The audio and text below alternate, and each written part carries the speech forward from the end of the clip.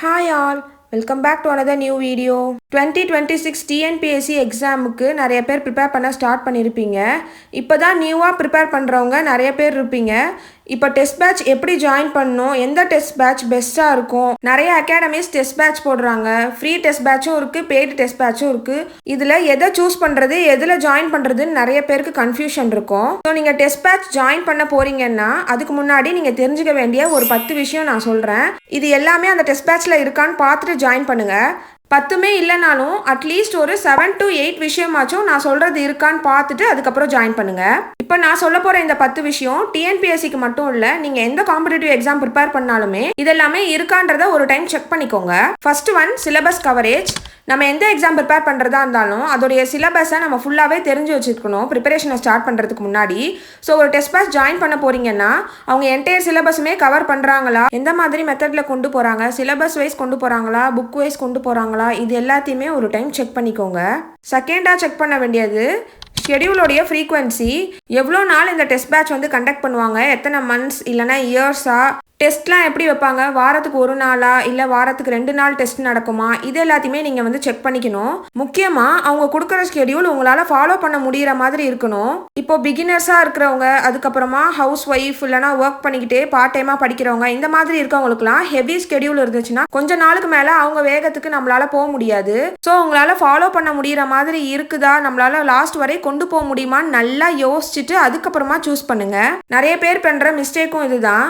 Starting ஒரு ஆர்வத்தில் நம்மளால் முடியும்னு சொல்லிட்டு ஹெவி ஸ்கெடியூல் இருக்க பேட்சில் ஜாயின் பண்ணிவிட்டு ஒரு 10 நாள் 20 நாளுக்கு அப்புறம் அப்படியே ஒரு நாள் விட்டுட்டாலுமே நெக்ஸ்ட் டே போர்ஷன் நிறையா இருக்கும். முன்னாடி போர்ஷன்ஸ் விட்டு அதை கோப்பப் பண்ணி வரதுக்கு கஷ்டமாக இருக்கும். அதனால் அப்படியே ஃபாலோ பண்ணாமல் விட்டு வேஸ்ட் பண்ணிடுவாங்க. ஸோ அந்த தப்பை மட்டும் நீங்கள் பண்ணாதீங்க.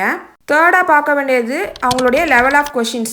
இப்போ டிஎன்பிஎஸ்சின்னு நம்ம எடுத்துக்கிட்டாலுமே கொஷினோடைய ஸ்டாண்டர்ட் வந்து ரொம்பவே சேஞ்ச் பண்ணிட்டாங்க. எந்த அளவுக்கு டஃப்பாக கேட்குறாங்கன்றத லாஸ்ட்டாக நடந்த குரூப் 4 குரூப் 2லேயே நம்ம பார்த்துருப்போம்.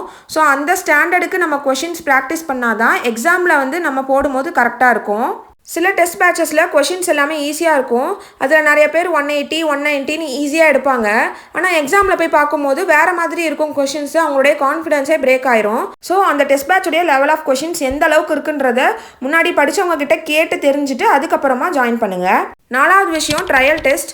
உங்களால் முன்னாடி படித்த ஸ்டூடெண்ட்ஸை அக்சஸ் பண்ண முடியலன்னா அவங்க மாடல் டெஸ்ட் கொஷின் பேப்பர் ஏதாவது கொடுக்குறாங்களான்னு பாருங்கள். அதில் அவங்களுடைய செட் ஆஃப் கொஷின்ஸ் எந்த அளவுக்கு இருக்குன்றத செக் பண்ணிவிட்டு அதுக்கப்புறமா ஜாயின் பண்ணிக்கோங்க. 5th நம்ம செக் பண்ண வேண்டியது ஒரு டெஸ்ட்டும் கண்டக்ட் பண்ணி முடிச்சதுக்கப்புறம் அந்த டெஸ்ட்டுக்கான எக்ஸ்பிளனேஷன் வீடியோவோ, இப்போ மேக்ஸ் 25 சம்ஸ் இருக்குன்னா அதுக்கான எக்ஸ்பிளனேஷன் பிடிஎஃபோ கொடுக்குறாங்களான்றத செக் பண்ணிக்கோங்க. அப்போ தான் இன்கேஸ் நம்ம டெஸ்ட்டில் ஏதாவது கொஷின்ஸ் மிஸ்டேக் பண்ணிட்டா நம்ம எந்த இடத்துல மிஸ்டேக் பண்ணியிருக்கோம், இந்த கொஷின்ஸ் எங்கேருந்து கேட்டிருக்காங்கன்றத அனலைஸ் பண்ணுறதுக்கு உங்களுக்கு யூஸ்ஃபுல்லாக இருக்கும். 6th ஒன், இப்போ நம்ம டெஸ்ட் எழுதி முடிச்சிட்டோன்னா அந்த டெஸ்ட்டுக்கான ரேங்க் லிஸ்ட் ப்ரொவைட் பண்ணுறாங்களான்றத பாருங்கள். நம்மளுடைய பர்ஃபார்மன்ஸ் எப்படி இருக்குன்னு அனலைஸ் பண்ணுறதுக்கு இது நமக்கு ஹெல்ப்ஃபுல்லாக இருக்கும். நம்ம கூட படிக்கிற ஆஸ்பிரண்ட்ஸ் எந்த அளவுக்கு மார்க் எடுக்கிறாங்க, நம்ம எந்த ரேஞ்சில் இருக்கும், இன்னும் நம்ம எவ்வளோ இம்ப்ரூவ் பண்ணணும், எவ்வளோ ஹார்ட் ஒர்க் போடணுன்றது இது மூலமா நமக்கு தெரிய வரும். 7th நம்ம பார்க்க வேண்டியது கரண்ட் அஃபேர்ஸ். அதுக்கப்புறம் அவுட் சோர்ஸில் படிக்க வேண்டியது எல்லாமே கவர் பண்ணுறாங்களான்றத செக் பண்ணணும். ஏன்னா எல்லாருமே ஆல்மோஸ்ட் ஸ்கூல் புக்கில் இருக்க எல்லாத்தையுமே கவர் பண்ணியிருப்பாங்க. நம்ம எதில் யூனிக்காக தெரியுவோன்னா நம்மளுடைய கரண்ட் அஃபேர்ஸ் ப்ரிப்பரேஷன், அதுக்கப்புறம் அவுட் சோர்ஸில் எவ்வளோ படிச்சிருக்கோம், ஸ்டாட்டிக் ஜிகே, இந்த மாதிரி விஷயங்கள்லாம் நம்ம எவ்வளோ நிறையா தெரிஞ்சு வச்சுருக்கோமோ அதை பொறுத்து தான் நம்மளுடைய மார்க்குமே இன்க்ரீஸ் ஆகும். ஸோ அதனால் முக்கியமாக இதை பார்த்துக்கணும். 8th செக் பண்ண வேண்டியது ஃபேக்கல்ட்டி கைடன்ஸ். அதாவது அட்லீஸ்ட் மந்த்லி ஒன்ஸ் ஆச்சும் டிஸ்கஷன் செஷன் மாதிரி, அதாவது உங்களுக்கு ஏதாவது டவுட் இருந்தால் கேட்குறதுக்கு அந்த மாதிரி ஏதாவது செஷன்ஸ் கண்டக்ட் பண்ணால் ரொம்பவே நல்லாயிருக்கும். ஆஸ்பிரண்ட்ஸ்க்கு கண்டிப்பாக டவுட் வராமல் இருக்காது. படிக்கும்போது நிறையாவே நமக்கு டவுட் வரும். அது எல்லாமே இந்த செஷன்ஸில் கேட்டு நம்ம கிளியர் பண்ணிக்கலாம். 9th one, previous year questions எந்த அளவுக்கு டெஸ்ட் பேட்சில் இன்க்ளூட் பண்ணுறாங்கன்றது தான். ஏன்னா இப்போ டிஎன்பிஎஸ்சி எக்ஸாம்னு எடுத்துக்கிட்டாலே ப்ரீவியஸ் இயர் கொஷின்ஸில் வந்து நிறைய கொஷின்ஸ் ரிப்பீட் ஆகிறத நம்மளால் பார்க்க முடியுது. அதனால் ப்ரீவியஸ் இயர் கொஷினும் நம்ம இம்பார்ட்டன்ஸ் கொடுத்து படிக்க வேண்டியது ரொம்ப அவசியம். அது மட்டும் இல்லாமல் எக்ஸ்பெக்ட் பண்ணக்கூடிய கொஷின்ஸ், இம்பார்ட்டண்ட்டான சில கொஷின்ஸ்லாம் இருக்குல்ல, அடுத்த எக்ஸாமில் இதெல்லாம் கேட்கறதுக்கு சான்ஸ் இருக்குன்னு, அந்த மாதிரி கொஷின்ஸ்க்கெல்லாம் தனியாக அவங்க பிடிஎஃப் கிரியேட் பண்ணி அந்த மாதிரி கொடுத்தாங்கன்னா ஆஸ்பிரண்ட்ஸ்க்கு ரொம்பவே ஈஸியாக இருக்கும். ஸோ அதை மாதிரி கொடுக்குறாங்களான்றதையும் செக் பண்ணிக்கோங்க. 10th and most important one என்னென்னா ஃப்ளெக்சிபிலிட்டி, நம்மளால் அந்த டெஸ்ட்டை எப்போ வேணால் அட்டன் பண்ணிக்க முடிகிற மாதிரி இருக்கா, ஆன்லைனில் அட்டன் பண்ணலாமா, ஆஃப்லைனில் அட்டன் பண்ணலாமா, இல்லைனா ஷெடியூல்டு டைமில் மட்டும்தான் அட்டன் பண்ண முடியுமா, இது எல்லாத்தையும் நீங்கள் தெளிவாக பார்த்துக்கணும். ஏன்னா பாதி பேர் ஹவுஸ் ஒய்ஃபாகவும் ஒர்க்கிங் ஆஸ்பிரன்ஸாகவும் இருப்பீங்க. அவங்களால கண்டிப்பாக ஃபிக்ஸ்டு டைமுக்குள்ளே டெஸ்ட்டை வந்து அட்டன் பண்ண முடியாது. ஸோ உங்களால் ஃப்ளெக்சிபிள் டைமில் டெஸ்ட்டை அட்டன் பண்ண முடிகிற மாதிரி ஃபீச்சர்ஸ் இருக்கான்றதை செக் பண்ணிக்கோங்க.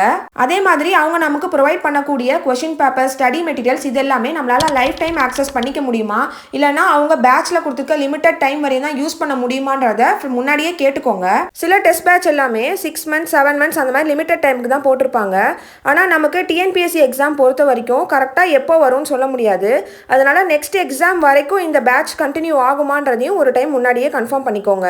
டெஸ்ட் பேட்ச் ஜாயின் பண்ணுறதை விட ரொம்ப முக்கியம் அதை லாஸ்ட் வரை ஃபாலோ பண்ணுறது தான். இந்த அகாடமி அந்த அகாடமின்னு ஹை பட்ஜெட்லேருந்து லோ பட்ஜெட் வரை நீங்கள் எந்த அகாடமி சூஸ் பண்ணி டெஸ்ட் பேட்ச் போட்டாலுமே நம்ம ரிலீஜியஸாக கடைசி வரை ஃபாலோ பண்ணி அதை படித்து முடிக்கிறதுல தான் இருக்குது. நீங்கள் ஃப்ரீ டெஸ்ட் பேட்சே சூஸ் பண்ணாலும் சரி, முடிஞ்ச அளவுக்கு லாஸ்ட் வரை ஒரு டெஸ்ட் பேட்சை ஒழுங்காக ஃபாலோ பண்ணுங்கள்.